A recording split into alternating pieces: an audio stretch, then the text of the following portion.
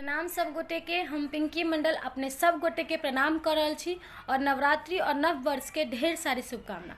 आइ महामाई के दोसर पूजा अर्थात माँ ब्रह्मचारिणी के पूजा छे। तो आबू एकटा भेंट सुनी। लेकिन देखियो अपना सबके ई परिस्थिति एहन बन गेलै जे अपना सब मंदिर में जाकर पूजा नहीं कर सके छी। माँ के घरे में रह कर पूजा करे छी। तो आबू माँ से विनती करी जे हे माँ एक कष्ट से उबारू और हमरा सबके शक्ति दिया विपता से लड़े के। ये गीत लिखने छथि रोशन मिश्रा जी। आशा करे छी जे अपने सब गोटे के नीक लागत और नीक लागत तो शेयर केनाइ नहीं बिसरब। तोहर रचल दुनिया सुनसान लागे मैया गे, तोहर रचल दुनिया सुनसान लागे मैया गे, धिया पुता तोहर हरान लागे मैया गे, धिया पुता तोहर हरान लागे मैया गे। चुपे चाप पूजा होइ छो एक हाथ दूरी पर, रुखल सुखल भोग लागो आफत लाल चुनरी पर। चुपे चाप पूजा होइ छो एक हाथ दूरी पर, रुखल सुखल भोग लागो आफत लाल चुनरी पर।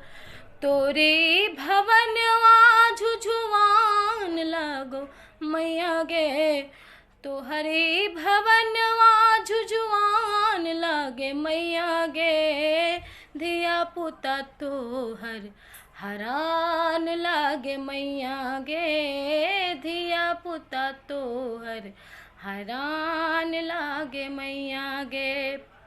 घरे में बैसल बैसल तोरा गोहराबै छी, अपन ईमान मैया कहुना कमारै छी।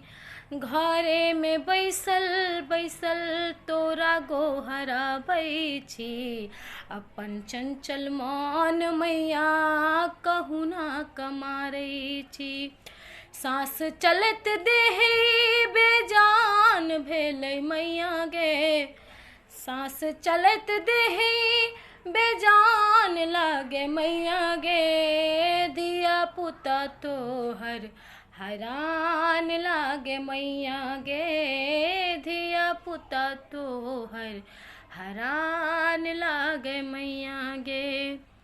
कृपा देखाबै अपन विपत्ति से उबारै ने, ई महामारी के माँ जड़ सा उखाड़ै ने।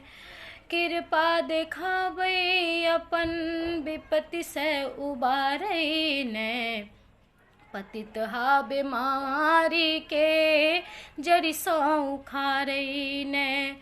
रोशन के मने निराश लागे मैया गे, रोशन के मने वीरान लागे मैया गे, धिया पुता तोहर हरान लागे मैया गे, धिया पुता तोहर हरान लागे मैया गे, धिया पुता तोहर हरान लागे मैया गे, धिया पुता तोहर हरान लागे मैया गे।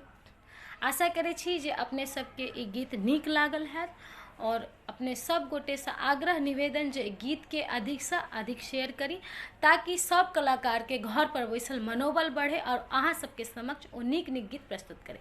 जय मिथिला, जय मैथिली।